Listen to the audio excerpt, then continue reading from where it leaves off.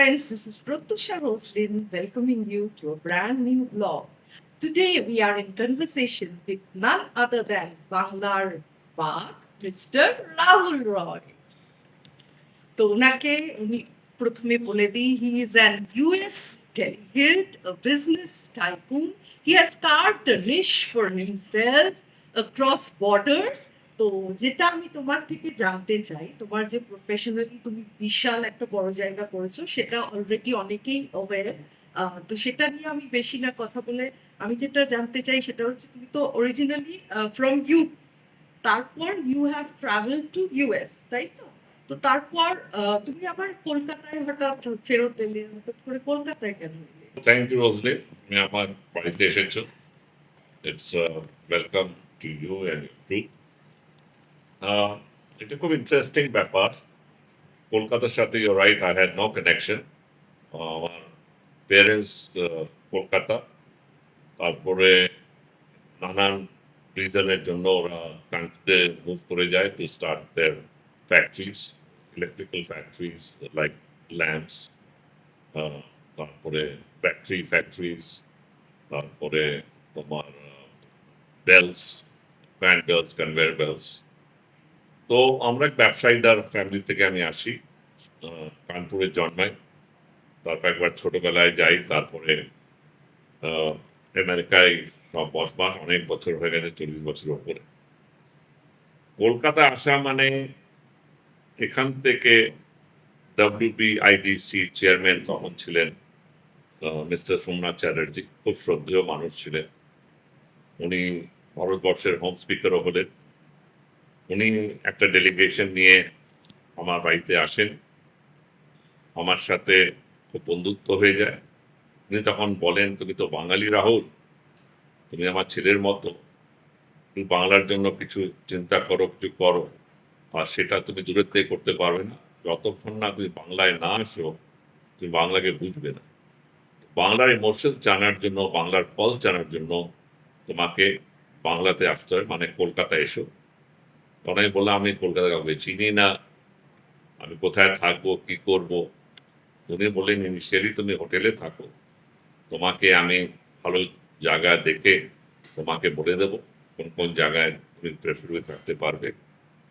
তো basically on Somnath Das request and his blessings আমি আজকে বেঙ্গলে, অ্যান্ড তবের থেকে বেঙ্গলের সাথে মনে হয় যেন এখানে আমার জন্মকর্ম। বাঙালি প্রেমী আমি, বাঙালিদেরকে আমি খুব উচ্চ স্তরে দেখি। অ্যান্ড বাংলায় যেটা শেষ হয়ে গেছে নানান কারণে, সেটা হচ্ছে বেঙ্গল এন্টারপ্রাইজ। বাঙালিদের যে একটা ব্যবসার একটা মাথায় সবসময় ছিল, বড় হব, আমি একটা ওয়েলথ ক্রিয়েট করব, নিজে ক্রিয়েট করব, লোকেদের জন্য ক্রিয়েট করব, এই ওয়েলথটাকে পুরো স্টেটে শেয়ার হবে, বিশ্বে নাম হবে, সেটা কোথাও দেখা গেছে এটা আস্তে আস্তে শেষ হয়ে গেছে। যারা ইন্ডাস্ট্রিয়ালিস্ট ওদেরকে ভিলেন দেখানো হলো, যারা জব ক্রিয়েটার ওদেরকে ব্যাড গাই দেখানো হলো।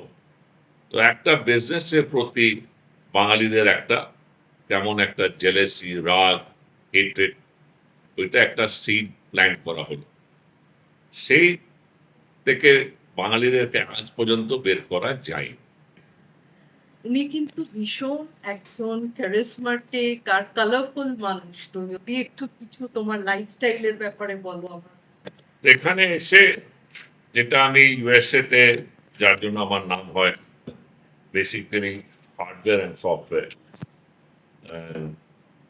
কলকাতায় এসে আমি যেটা ফার্স্ট জিনিস করলাম কি, আইআইটি খড়গপুরের সাথে একটা কানেকশন বাঁধা হলো, যাতে আমি এখানকার প্রাইভেট স্টুডেন্টদের সাথে বসে একটা ভালো প্রোডাক্টের সৃষ্টি করি, যেটা পুরো বিশ্বে যাকে বেচা যায়। তো সেই অ্যারেঞ্জমেন্টটা খুব ভালো করে চললো। ইভেন টুডে যারা আমার থেকে 20 বছর আগে যারা জয়েন করেছে, 70% অফ দি ইঞ্জিনিয়ার্স এখন আমার সাথে আছে। I am proud to share, যখন এখানে রিটেনশন প্রবলেম ছিল,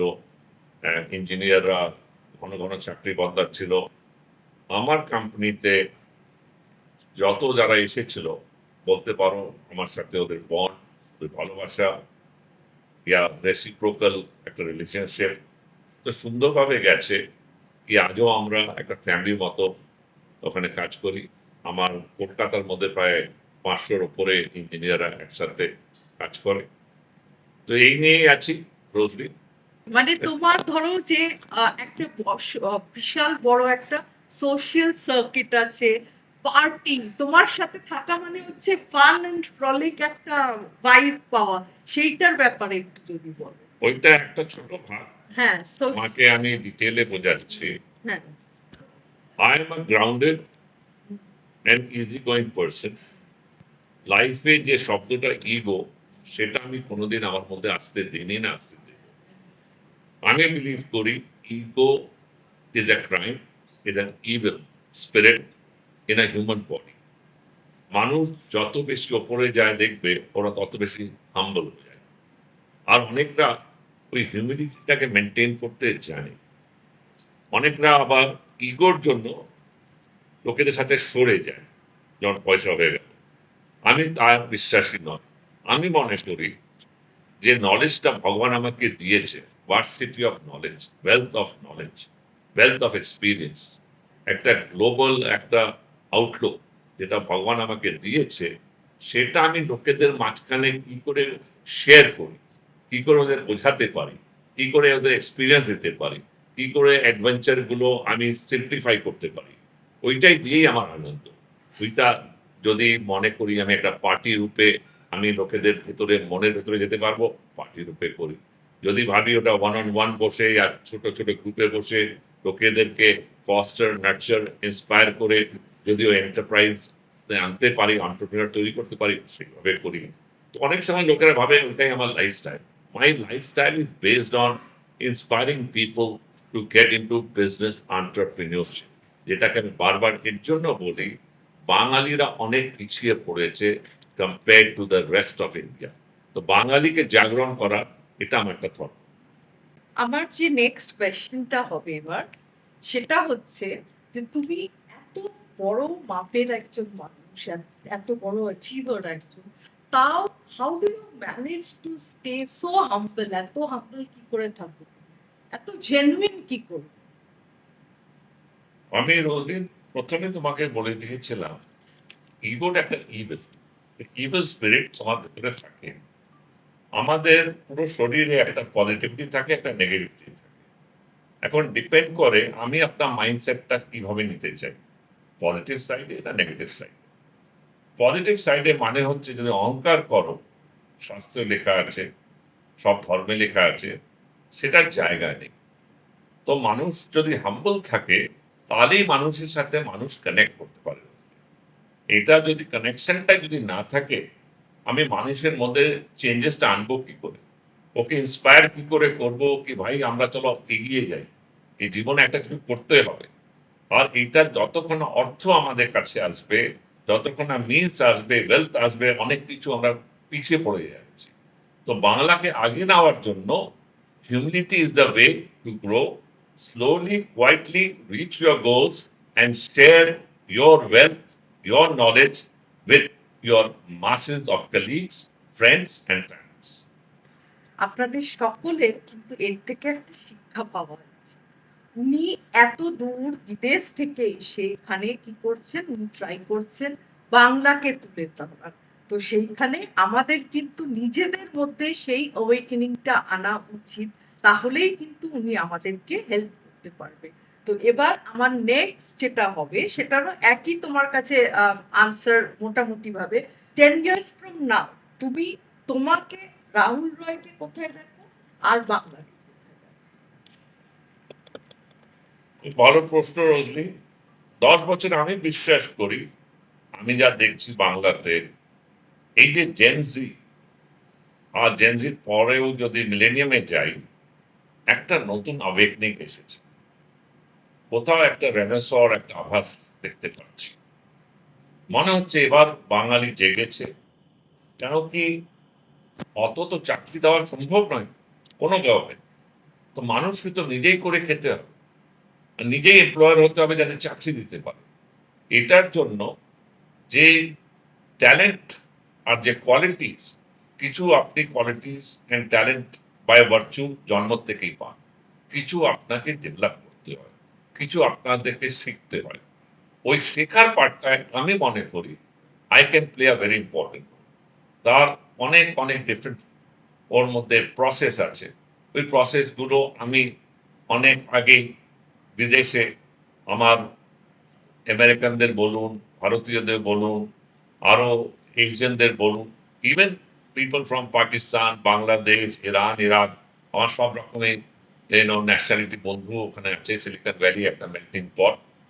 তো সবার সাথে আমরা শেয়ার করেছি, আর সব থেকে ইম্পর্টেন্ট ওদের কাছ থেকে অনেক শিখেছি। ওখানে অনেক অনেক লোক আছে, ওরাও খুব সাকসেসফুল। এই যে নলেজ যেটা গ্রো হয় আর ওয়েলথ যে ডিস্ট্রিবিউট হয়, এটা নিজেদের মধ্যেই হয়।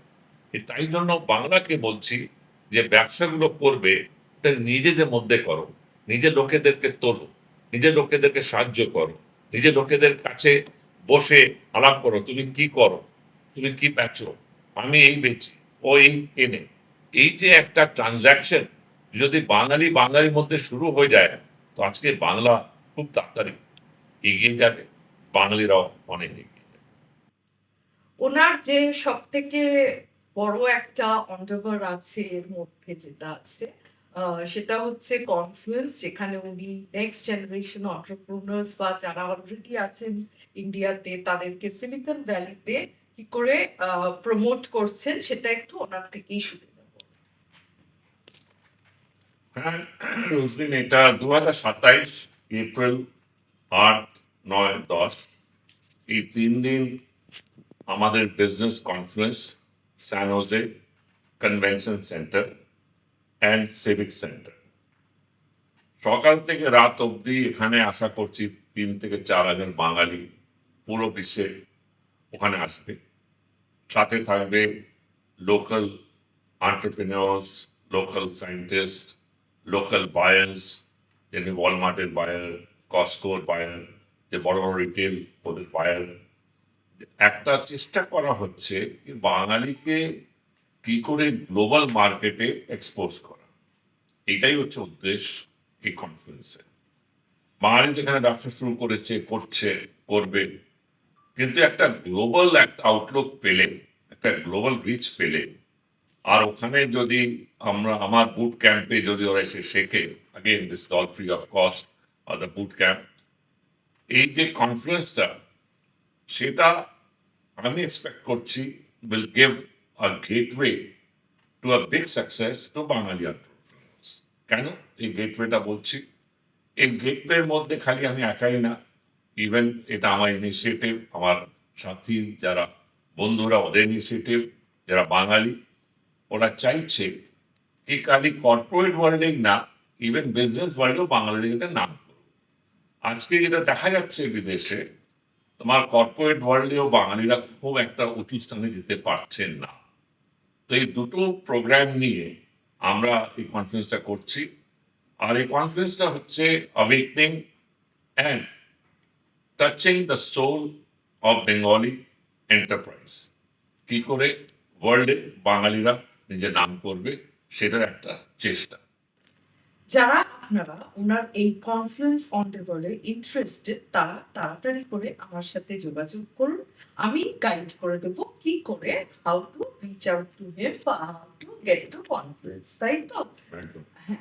তো আমার তরফ থেকে আর আমার অডিয়েন্সের তরফ থেকে তোমার এই বাঙালিদের জাগরণের যে প্রচেষ্টা, সেটা অনেক অনেক সফল হোক, এই নোটে আমি আজকের এই ইন্টারভিউ শেষ করব। থ্যাংক ইউ, Thank অললি। you.